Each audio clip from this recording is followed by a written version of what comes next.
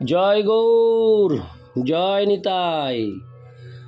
আজ 24শে অগ্রহায়ণ 1431 ও 10ই ডিসেম্বর মঙ্গলবার 2024। আজ আমি চৈতন্য চরিতামৃত পাঠ করছি। আজ আমি পাঠ করছি শ্রী চৈতন্য চরিতামৃতের আদি লীলা দশম অধ্যায়, চৈতন্য বৃক্ষের মূল স্কন্দ ও শাখা পোশাকার শ্লোক 131 থেকে 136। ওম নমো ভগবতে বাসুদেবায়। ওম নমো ভগবতে বাসুদেবায়। ওম নমো ভগবতে বাসুদেবায়। জয় শ্রীকৃষ্ণ চৈতন্য প্রভু নিত্যানন্দ, শ্রী অদ্বৈত গদাধর শ্রীবাসাদি গৌর ভক্ত বৃন্দ। শ্লোক 131।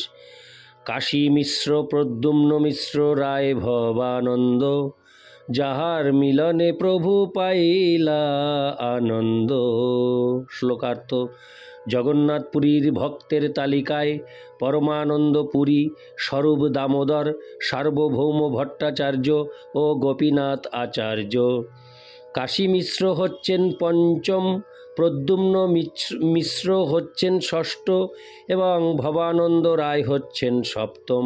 তাদের সঙ্গে মিলিত হয়ে শ্রী চৈতন্য মহাপ্রভু গভীরভাবে আনন্দিত হয়েছিলেন। তাৎপর্য: কাশী মিশ্র ছিলেন রাজপুরোহিত। জগন্নাথপুরীতে শ্রী চৈতন্য মহাপ্রভুর তার গৃহে বাস করেছিলেন।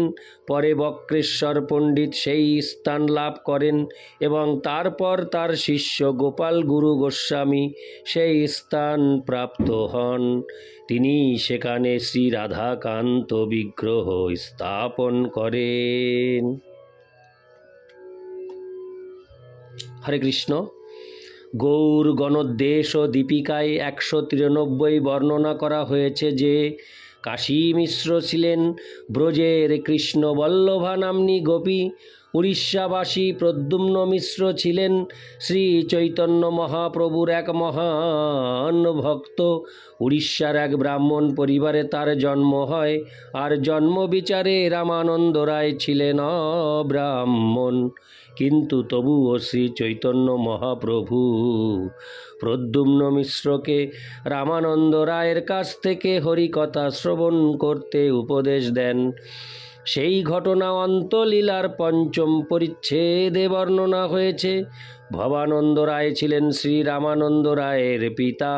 তার বসতি ছিল পুরী থেকে পশ্চিমে প্রায় 12 মাইল দূরে ব্রহ্মগিরি বা আলালনাথের নিকটে। তিনি জাতিতে ছিলেন করণ বর্ণজাত। এদের কখনো কায়স্থ এবং কখনো শূদ্র বলে গণনা করা হয়। হরে কৃষ্ণ। গণনা করা হয়। ইতি শ্লোক 131। শ্লোক 132। আলিঙ্গন করি তারে বলিল বচন, তুমি পাণ্ডু পঞ্চপাণ্ডব তোমার নন্দন।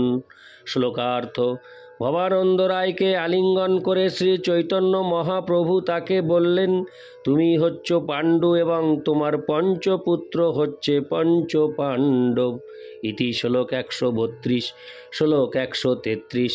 রামানন্দ রায় পট্টনায়ক গোপীনাথ, কলানিধি সুধানিধি নায়ক বাণীনাথ। শ্লোকার্থ: ভবানন্দ রায়ের 5 পুত্র হচ্ছেন রামানন্দ রায়, পট্টনায়ক গোপীনাথ, কলানিধি সুধানিধি ও নায়ক বাণীনাথ। ইতি শ্লোক 133। শ্লোক 134। এই পঞ্চপুত্র তোমার মোর প্রিয় পাত্র, রামানন্দ সহ মোর দেহ ভেদ মাত্র। শ্লোকার্থ: শ্রী চৈতন্য মহাপ্রভু ভবানন্দ রায়কে বললেন, তোমার পঞ্চপুত্র আমার অত্যন্ত প্রিয় ভক্ত। রামানন্দ রায় আর আমি এক। আমাদের দেহ মাত্র ভিন্ন। তাৎপর্য: গৌর গণোদ্দেশ দীপিকায় 120 থেকে 124 বর্ণনা করা হয়েছে যে পূর্বলীলায় রায় রামানন্দ ছিলেন অর্জুন, তাকে ললিতা দেবীর অবতারও বলা হয়। আবার কারো কারো মতে তিনি হচ্ছেন বিশাখা দেবীর অবতার। শ্রী চৈতন্য মহাপ্রভুর অন্তরঙ্গ ভক্তদের মধ্যে তার স্থান অত্যন্ত উচ্চে। শ্রী চৈতন্য মহাপ্রভু বলেছিলেন, যদিও আমি সন্ন্যাসী, তবুও প্রকৃতি দর্শনে আমার চিত্ত কখনো কখনো বিচলিত হয়। কিন্তু রায় রামানন্দ এতই সংযতেন্দ্রিয় ছিলেন যে নারীর অঙ্গ স্পর্শ করলেও তার চিত্তে কোনো বিকার হতো না। এভাবেই নারীর অঙ্গ স্পর্শ করার অধিকার একমাত্র রায় রামানন্দেরই আছে, অন্য কারোই তাকে অনুকরণ করা উচিত নয়। দুর্ভাগ্যবশত কিছু পাষণ্ডী রায় রামানন্দের কার্যকলাপের অনুকরণ করে, তাদের সম্বন্ধে আলোচনা করার প্রয়োজন নেই। শ্রী চৈতন্য মহাপ্রভুর শেষ লীলায় রায় রামানন্দ ও স্বরূপ দামোদর উভয়েই শ্রী চৈতন্য মহাপ্রভুর কৃষ্ণ বিরহযুক্ত বিক্ষুব্ধ চিত্তকে শান্ত করার জন্য নিরন্তর শ্রীমদ্ভাগবত ও অন্যান্য শাস্ত্রগ্রন্থ থেকে উপযুক্ত শ্লোক আবৃত্তি করতেন। কথিত আছে যে শ্রী চৈতন্য মহাপ্রভু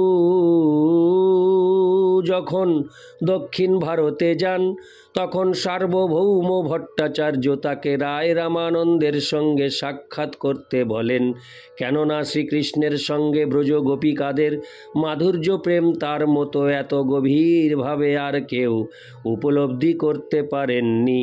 দাক্ষিণাত্য ভ্রমণের সময় গোদাবরী নদীর তীরে রায় রামানন্দের সঙ্গে শ্রী চৈতন্য মহাপ্রভুর সাক্ষাৎ হয় এবং তাদের সুদীর্ঘ আলোচনায় শ্রী চৈতন্য মহাপ্রভু শিক্ষার্থীর ভূমিকা অবলম্বন করে প্রশ্ন করেন, আর রায় রামানন্দ তার উত্তর দেন। তাদের সেই আলোচনার চরমে শ্রী চৈতন্য মহাপ্রভু বলেছিলেন, রামানন্দ, তুমি আমি উভয়ই হচ্ছি উন্মাদ, তাই আমরা সমতুল্য। শ্রী চৈতন্য মহাপ্রভু রায় রামানন্দকে রাজকার্য ত্যাগ করে জগন্নাথপুরীতে যেতে নির্দেশ দেন। প্রতাপরুদ্র রাজা বলে, যদিও শ্রী চৈতন্য মহাপ্রভু তাকে দর্শন দান করতে অস্বীকার করেন, তবুও রামানন্দ রায় একটি বৈষ্ণব পরিকল্পনার মাধ্যমে মহাপ্রভুর সঙ্গে মহারাজ প্রতাপরুদ্রের সাক্ষাৎকার ঘটান। সেই বর্ণনা মধ্যলীলার দ্বাদশ পরিচ্ছেদের 41 থেকে 57 শ্লোকে লিপিবদ্ধ করা হয়েছে। রথযাত্রার দিন কীর্তনান্তে জলকেলির সময় রায় রামানন্দ সেখানে উপস্থিত ছিলেন। শ্রী চৈতন্য মহাপ্রভু রায় রামানন্দ ও শ্রী সনাতন গোস্বামীকে সমান বৈরাগ্য ভাবাপন্ন বলে মনে করতেন, কেননা রায় রামানন্দ যদিও ছিলেন রাজকর্মচারী গৃহস্থ, আর সনাতন গোস্বামী ছিলেন জড় বিষয়ে সম্পূর্ণ উদাসীন সন্ন্যাসী। তবুও তারা দুজনেই ছিলেন পরমেশ্বর ভগবানের সেবক, এবং তারা যা কিছু করতেন তা সবই ছিল কৃষ্ণকেন্দ্রিক। ভগবত প্রেমের সবচাইতে নিগূঢ় তত্ত্ব যে 3.5 জন ব্যক্তির সঙ্গে শ্রী চৈতন্য মহাপ্রভু আলোচনা করতেন, রায় রামানন্দ ছিলেন তাদের মধ্যে অন্যতম। শ্রী চৈতন্য মহাপ্রভু প্রদ্যুম্ন মিশ্রকে রায় রামানন্দের কাছ থেকে কৃষ্ণ ভক্তি সম্বন্ধে শিক্ষালাভ করতে নির্দেশ দিয়েছিলেন। সুবল যেভাবে সর্বদা কৃষ্ণ লীলায় রাধা কৃষ্ণের মিলনে সহায়তা করতেন, রায় রামানন্দ ঠিক তেমনি শ্রী চৈতন্য মহাপ্রভুকে কৃষ্ণ বিরহে সহায়তা করতেন। রায় রামানন্দ ছিলেন জগন্নাথ বল্লভ নাটকের রচয়িতা। ইতি শ্লোক 134, শ্লোক 135 থেকে 136। প্রতাপরুদ্র রাজা আর ওড্র কৃষ্ণানন্দ পরমানন্দ মহাপাত্র ওড্র শ্রী শিবানন্দ ভগবান আচার্য ব্রাহ্ম হরে কৃষ্ণ ভগবান আচার্য ব্রহ্মানন্দাক্ষ ভারতী শ্রী শিকি মাহিতি আর মুরারি মাহিতি। শ্লোকার্থ। শ্রী চৈতন্য মহাপ্রভু জগন্নাথ পুরীতে অবস্থানকালে উড়িষ্যার রাজা প্রতাপরুদ্র, উড়িয়া ভক্ত কৃষ্ণানন্দ ও শিবানন্দ এবং পরমানন্দ মহাপাত্র ভগবান আচার্য ব্রহ্মানন্দ ভারতী শিকি মাহিতি ও মুরারি মাহিতি তার সঙ্গী ছিলেন। তাৎপর্য: মহারাজ প্রতাপরুদ্র ছিলেন গঙ্গা বংশীয় গজপতি, উৎকল সম্রাট। কটকে তার রাজধানী ছিল।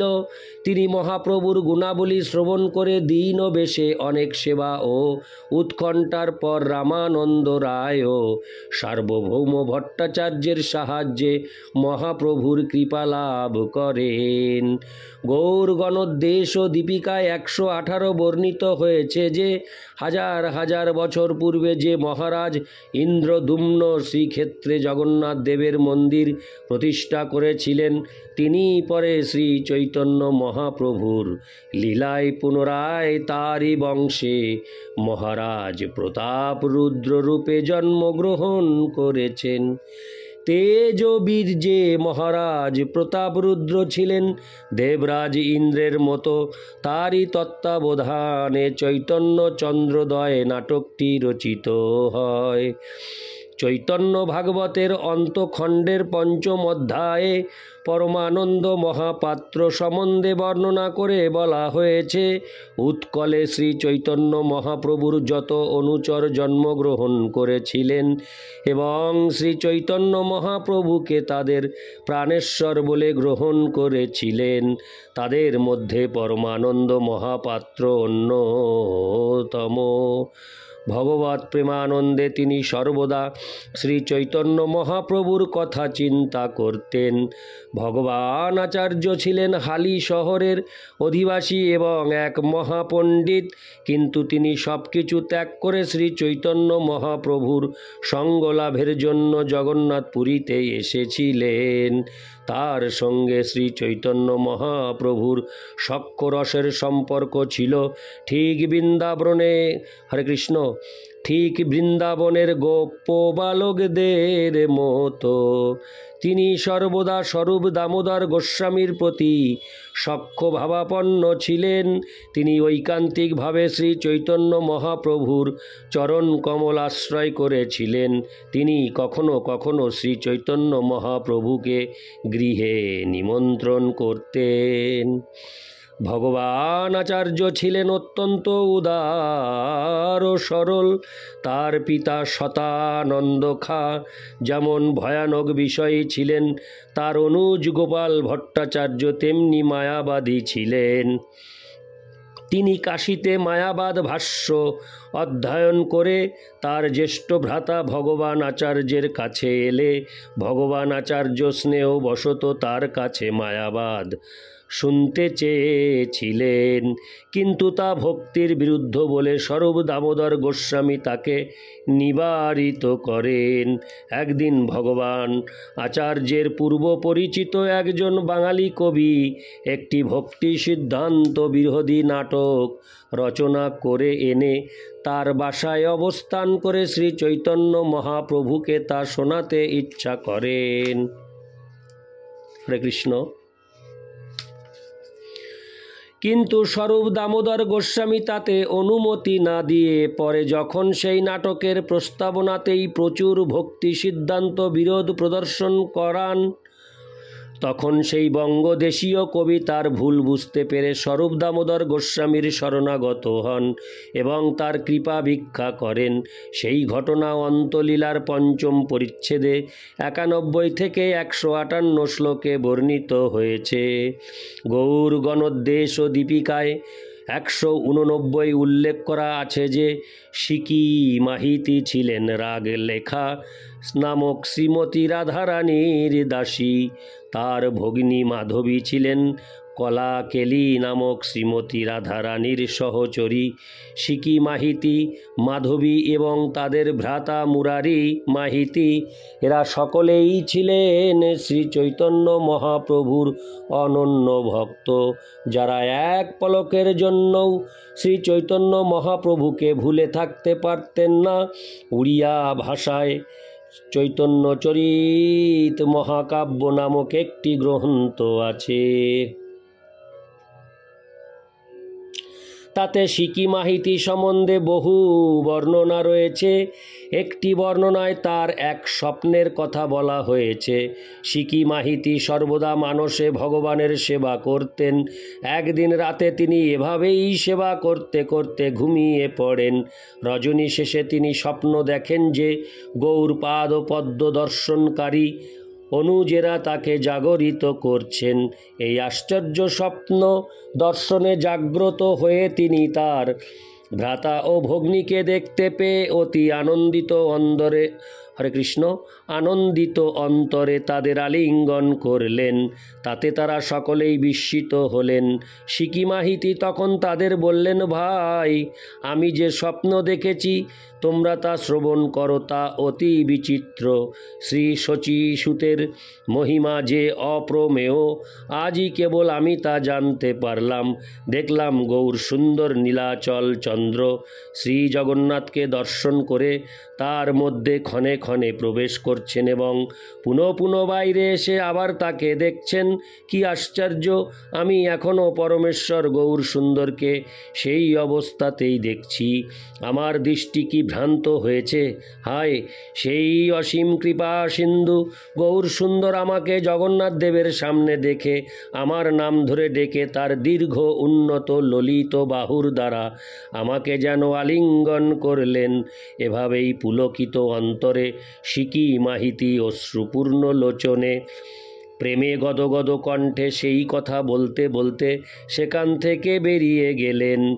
মুরারি ও মাধবী তাদের জ্যেষ্ঠ ভ্রাতার এই কথা শুনে তাকে প্রভুর দর্শনের জন্য জগন্নাথ দর্শনে যেতে বললেন। তখন তিনজনই নীলাচল পতিকে দর্শন করার জন্য গমন করলেন। মুরারি ও মাধবী প্রভুকে জগমোহনে দর্শন করে আনন্দাশ্রু বিসর্জন করতে লাগলেন। কিন্তু অগ্রজ সিকি মাহিতি প্রভুকে স্বপ্নে যেমন দেখেছিলেন, চতুর্দিকে গৌর সুন্দরকে ঠিক তেমন ভাব বিশিষ্ট দর্শন করায় তিনি প্রেমে উৎফুল্ল হলেন। মহাবদান্য মহাপ্রভুও তাকে তুমি মুরারির অগ্রজ এই বলে আলিঙ্গন করলেন এবং সিকি মাহিতিও গৌর সুন্দরের আলিঙ্গন পেয়ে অত্যন্ত আনন্দ লাভ করলেন।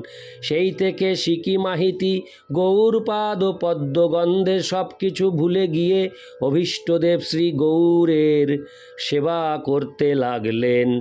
সিকি মাহিতির কনিষ্ঠ ভ্রাতা মুরারি মাহিতির কথা মধ্যলীলার 10ম পরিচ্ছেদের 44 শ্লোকে বর্ণনা করা হয়েছে। ইতি শ্লোক 35 ও 135 ও 136। হরে কৃষ্ণ। এখানেই শেষ হলো শ্লোক 135 ও 135 থেকে 136। ওং নমো ভগবতে বাসুদেবায়।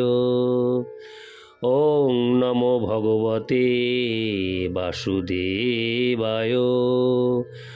ওং নমো ভগবতে বাসুদেবায়। জয় শ্রীকৃষ্ণ চৈতন্য প্রভু নিত্যানন্দ, শ্রী অদ্বৈত গদাধর। হরে কৃষ্ণ। শ্রীকৃষ্ণ চৈতন্য প্রভু নিত্যানন্দ, শ্রী অদ্বৈত গদাধর শ্রীবাসাদি গৌর ভক্ত বৃন্দ। জয় গৌর, জয় নিতাই।